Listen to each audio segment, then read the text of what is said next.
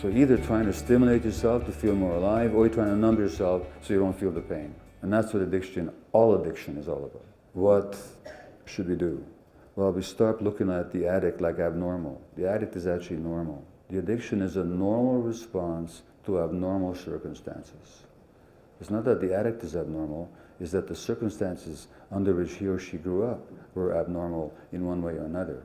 Abnormal not in the sense of unusual, because in this society it's not unusual at all, but abnormal is in the sense that it's not what a human being requires.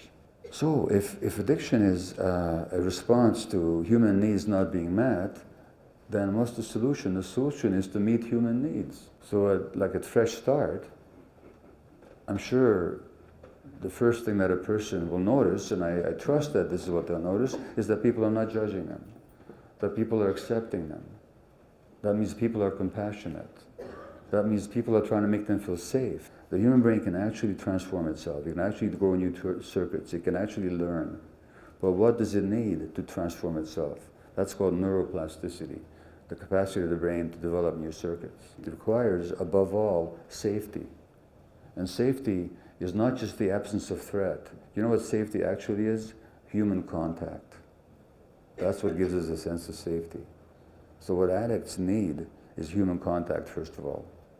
And that means acceptance of exactly where they're at and no judgment. And that means some addicted people will be ready for abstinence. Some addicted people will not be ready for abstinence. They still need to be accepted. They still need to be loved for exactly who they are. And some of them will require harm reduction. Harm reduction might mean clean needles. It might mean an injection site. Harm reduction is simply saying, look, we accept that for you right now, you're in too much pain, too much difficulty, your brain is not ready to give it up, so let's just make it less dangerous for you so that you can survive and not get as sick. That's what harm reduction, for some reason, some people think this is controversial. They think we're somehow coddling or enabling addicts. No, we're not. All we're saying is, which would you prefer people do? Shoot up in the back alley with puddle water?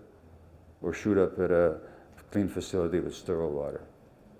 Very few of us, I think. There are some who are so shut down emotionally themselves, who are so full of rage, that they just say, oh yeah, well, let them just kill themselves. But most people don't think that way. And the ones that do are because they haven't handled their own suffering yet.